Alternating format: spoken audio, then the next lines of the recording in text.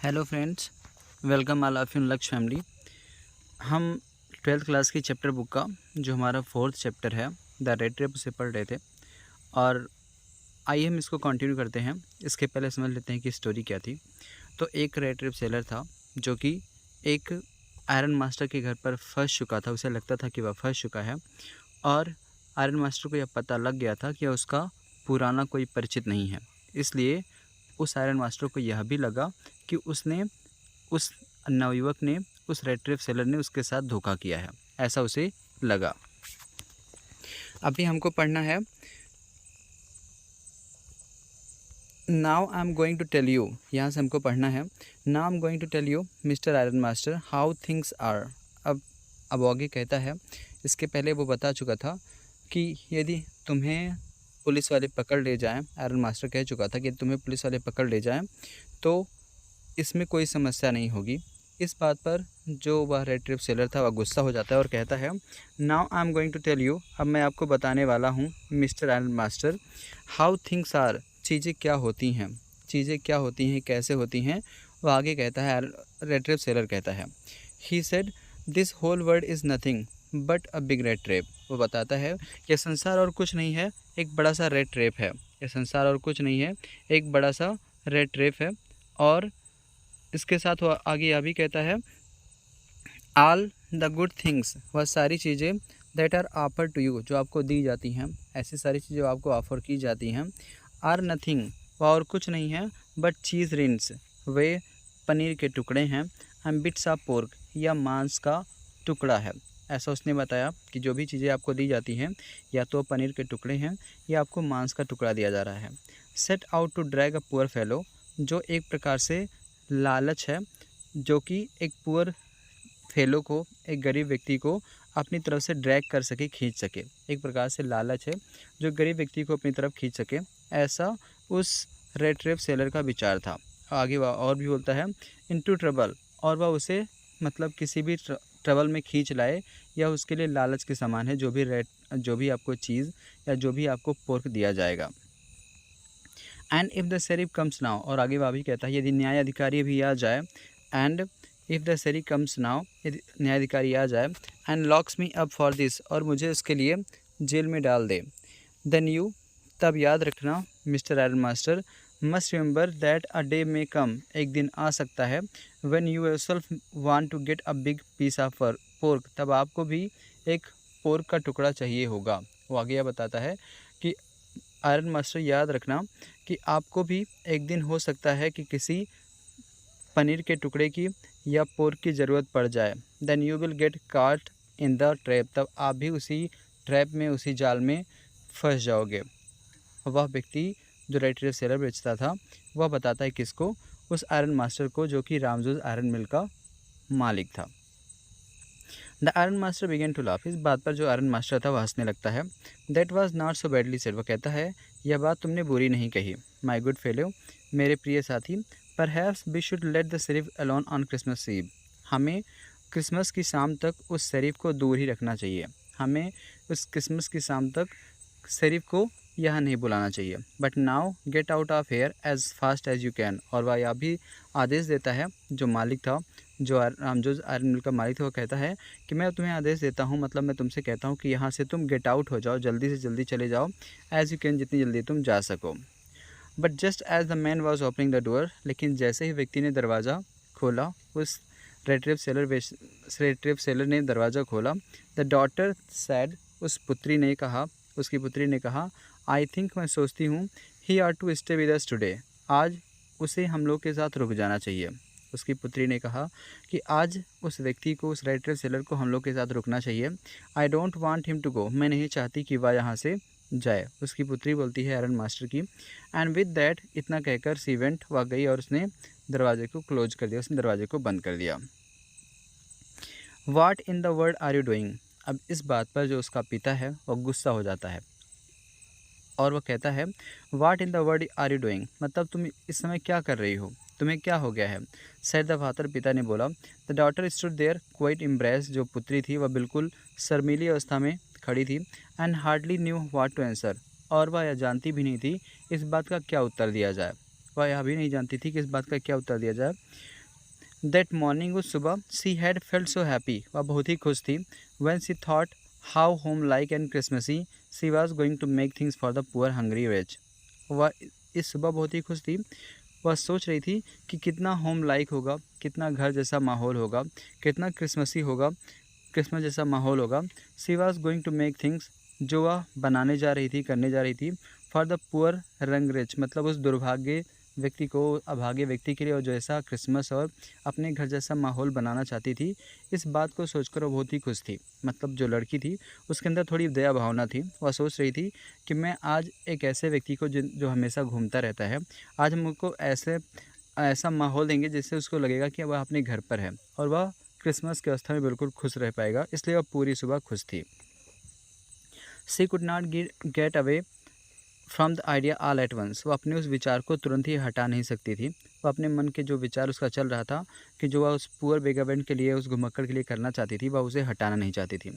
And that is why, इसलिए she had no interested for the vagabond, उसने उस बेगावेंट के खिलाफ, उस घुमक्कड़ के खिलाफ यह किया था, मतलब अपने पिता का विरोध किया था इसी के लिए। I am thinking of this stranger here, मैं इस अजनबी के बारे में सोच रही हूँ। सैड द यंग गर्ल, उस लड़की ने कहा, उस नवयुवती लड़की ने कहा, उस छोटी लड़की ने कहा कि मैं सिर्फ अजनबी के बारे में सोच रही हूँ। He walks and walks the whole year long, वह पूरे वर्ष चलता ही रहता है। And there is probably not a single place in the whole country, और पूरे क्षेत्र में ऐसा कोई एक भी स्थान नहीं है वेयर ही इज़ वेलकम, जहाँ उसका स्वागत होता हो, and can feel at home, उसे अपना घर जैसा माहौल मिल सके। उसकी पुत्री कहती है कि पूरे वर्ष चलता रहता है और शायद इस पूरे देश में कहीं ऐसी जगह नहीं है जिसका स्वागत होता हो और उसे घर जैसा महसूस हो। वेर एवर ही टर्न्स, जहाँ भी वह जाता है, ही चेज अवे, वहाँ से उसे हटा दिया जाता है। Always he is afraid of being arrested, उसे हमेशा डर बना रहता है कि कहीं वह गिरफ्तार न कर लिया जाए। एंड क्रॉस एग्जामिन्ड, और लोग उसके ऊपर शक की नज़र रखते हैं, लोग उसे शक की निगाह से देखते हैं। I should like to have him enjoy a day of peace with us here, मैं चाहती हूँ कि वह अपने एक दिन को हमारे साथ अच्छे से एंजॉय कर सके, अच्छे से उसका आनंद उठा सके। Just one day in the whole year, इस पूरे वर्ष में सिर्फ एक ही दिन। The iron master mumbled something in his beard, जो आयरन मास्टर था वह अपनी दाढ़ी के अंदर ही, अपने मन में ही कुछ बुदबुदाया। He could not bring himself to oppose her, वह अपनी पुत्री का उस समय विरोध नहीं कर सकता था। जो उसकी पुत्री ने बताया उस घुमक्कड़ के बारे में, वह उस अपनी पुत्री का विरोध नहीं कर सकता था। आगे समझते हैं। It was all a mistake of course, she continued, वह आगे बताती है कि एक प्रकार से गलती ही है, वास्तव में हमसे गलती हुई है, बट एनीवे, कोई बात नहीं। I don't think we ought to chase away a human being, मैं नहीं सोचती, मुझे ऐसा लगता है कि हमें एक ह्यूमन बीइंग को, एक मानव को यहाँ से नहीं भगाना चाहिए। whom we have asked to come here, जिससे हमने स्वयं ही बुलाया हो, हमने जिससे स्वयं ही अपने पास आमंत्रित किया हो। And to whom we have promised Christmas cheer, और हमने उससे यह भी वादा किया था कि हम उसे क्रिसमस की खुशी प्रदान करेंगे, क्रिसमस में खुश रखेंगे। You do preach worse than a parson, said the iron master, जो आयरन मास्टर था वो कहता है कि तुम किसी पार्सन के समान, किसी पुजारी के समान, किसी पादरी के समान भाषण देती हो, मतलब उससे बुरा भाषण देती हो। said द आयरन मास्टर ने अपनी पुत्री से कहा, I only hope you would not have to regret this, मैं इस बात से, मतलब मुझे इस बात की उम्मीद है कि कहीं तुम्हें इसके लिए रिग्रेट ना हो जाए, कहीं तुम्हें इसके लिए पछताना ना पड़ जाए, इसका पिता बोलता है। The young girl took the stranger by the hand, उस नवयुवती ने, उस कम उम्र की लड़की ने, छोटी लड़की ने उस अजनबी को अपने हाथ से पकड़ा। And led him to the table, और वह उसे टेबल के पास तक ले गई। Now sit down and eat, और वह कहती है अब तुम बैठ जाओ और भोजन करो। सी सेड, उसने कहा, for she could see that her father had given in, क्योंकि उसने देख लिया था कि उसके पिता ने भी हार मान ली थी, मतलब उसके पिता जो उसे बार बार रोक रहे थे कि उस अजनबी को न रखो, अब उसका पिता भी हार मान चुका था। The man with the red rape said not a word, जो रेड रेप वाला व्यक्ति था उसने एक भी शब्द नहीं कहा। ही ओनली सेट डाउन, वह बैठ गया। And helped himself to the food, और वह भोजन करने में लग गया। टाइम आफ्टर टाइम, मतलब समय समय पर। He looked at the young girl, वह उस नवयुवती की तरफ, उस छोटी सी लड़की की तरफ देखा करता था। Who has interested for him, जिसने, मतलब जिस महिला ने उसके लिए अपने पिता का विरोध किया था। Why had she done it, उसने ऐसा क्यों किया। Why could what could the crazy idea be, इसके पीछे क्या क्रेजी आइडिया हो सकती है, ऐसा कौन सा विचार हो सकता है। आफ्टर दैट, इसके बाद क्रिसमस ईव एट रामजोज पास्ड, जो क्रिसमस की शाम थी रामजोज के घर में वैसे ही गुजरी एज इट ऑलवेज हैड, जैसा हमेशा गुजरती थी। इसके बाद जो रामजोज के घर में क्रिसमस की शाम थी ठीक वैसे ही गुजरी जैसे कि अन्य शाम गुजरती रहती थी। The stranger did not cause any trouble, उस अजनबी ने कोई समस्या नहीं बनाई। Because he did nothing but sleep, क्योंकि वह सोने के अलावा कोई काम ही नहीं करता था।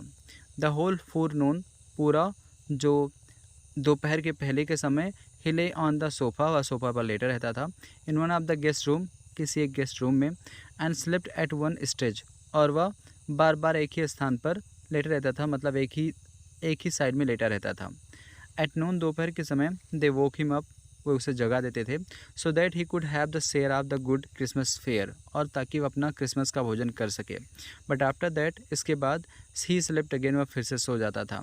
इट सीम्ड, ऐसा लगता था, as though he for many years he had not been able to sleep, ऐसा लगता था कि कई वर्षों से वह अच्छे से सो नहीं पाया था। As quickly as safely here as रामजोज, जितना सुरक्षित, जितना शांति से वह रामजोज के घर पर सो पाया। आगे बढ़ते हैं। इन द इवनिंग, शाम के समय, one Christmas tree was lighted, जब क्रिसमस का ट्री को लाइटेड किया गया, जब उस पर उसे जलाया गया, उसे प्रकाशवान किया गया। दे वोक हिम अप अगेन, उन्होंने उसे फिर से जगा दिया, उस अजनबी को, उस रेड ट्रेवलर को पुनः जगा दिया। And he stood for a while in the drawing room, वह कुछ समय तक ड्राइंग रूम में खड़ा रहा।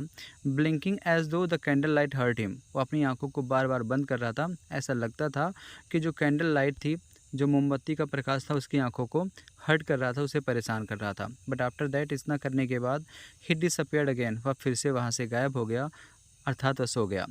2 आवर्स लेटर, 2 घंटे के बाद, he was aroused once more, उसे फिर से जगाया गया। And then he had to go down into the dining room, तब वह डाइनिंग रूम में उसे जाना पड़ा।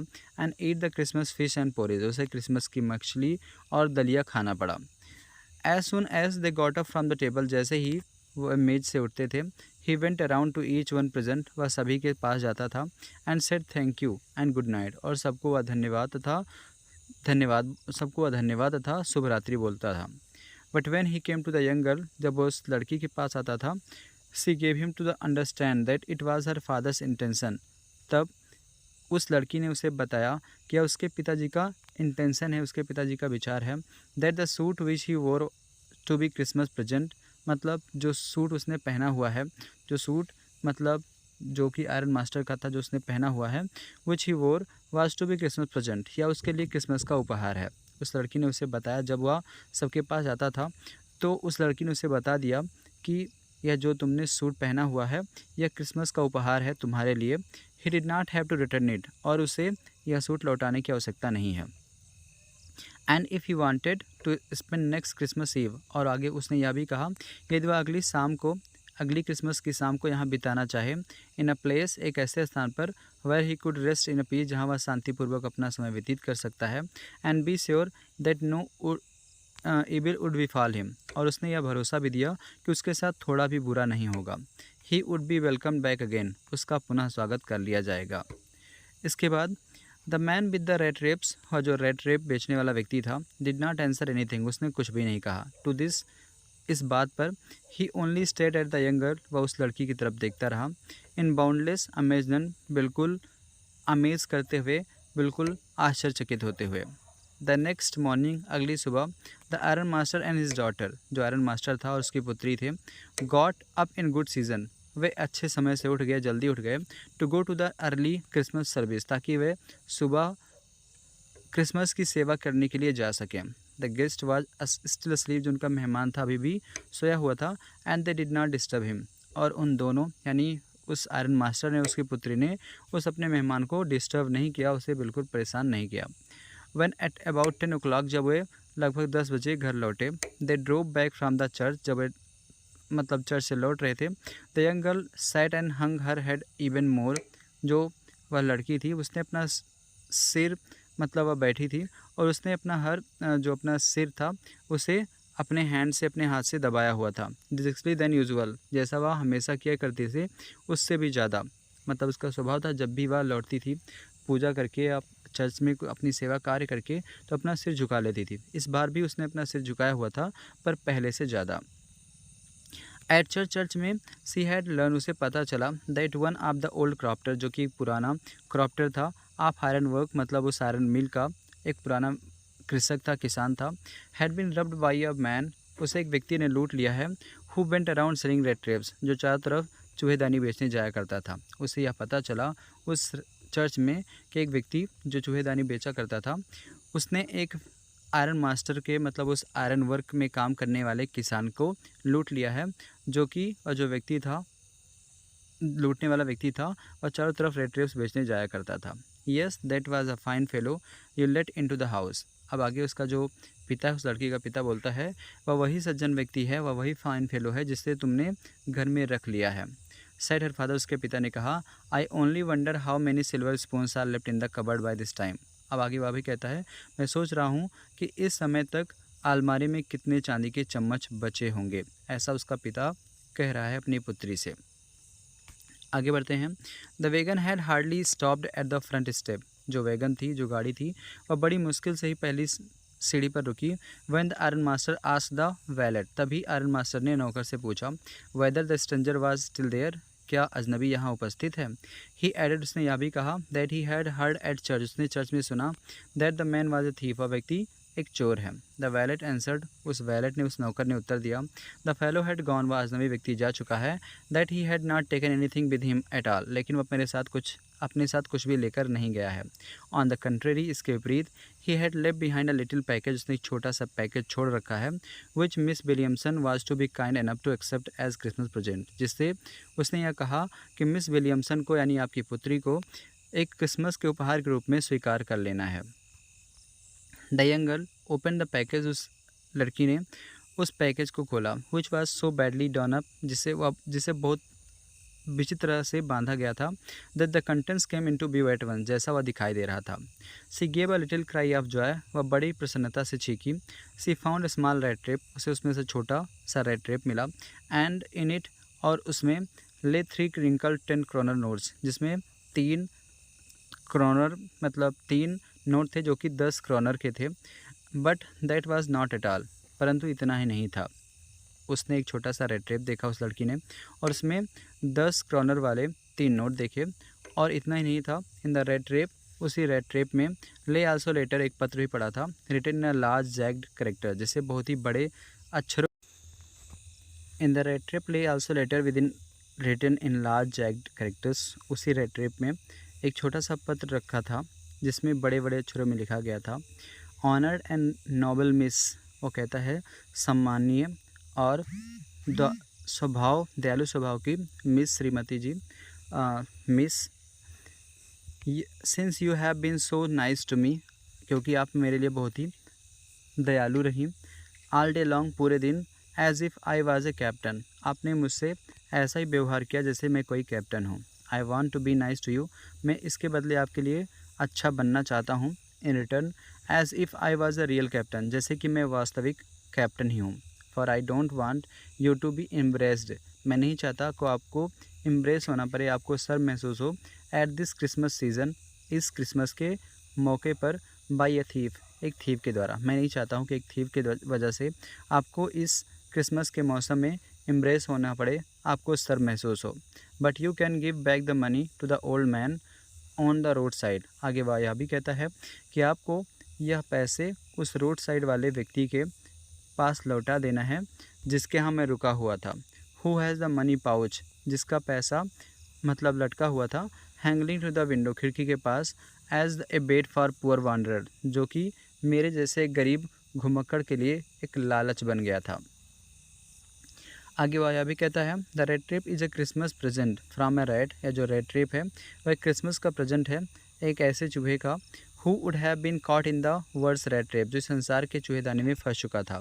If he had not been raised to a captain, यदि उसे कैप्टन के रूप में उठाया नहीं गया होता, या उसे कैप्टन के रूप में उसे सम्मान दिया नहीं गया होता। बिकॉज इन दैट वे, इस तरह, he got power to clear himself, उसमें खुद को निकालने की शक्ति आ गई है। Written with friendship and high regard captain von Stahle, और इसके बाद वह लिखता है, यह जो पत्र लिखा गया है उसे बहुत ही मित्रता और बहुत ही सम्मान से लिखा गया है। और इसके बाद वो लिखता है कैप्टन वॉन स्टेल, जो कि वह कैप्टन वॉन स्टेल नहीं था, फिर भी जैसा उसने काम किया था, उसने पैसे लौटा दिए थे, तो वह खुद कह देता है कि मैं कैप्टन वॉन स्टेल की तरह हूँ। अभी हमने इस चैप्टर को कंप्लीट कर लिया है। आपको सारे जितने भी चैप्टर्स हैं सबके क्वेश्चन आंसर आपको मिल जाएंगे। आपको बस रिवाइज करते रहना है, अपनी परीक्षा की बार बार तैयारी करती रहनी है। धन्यवाद।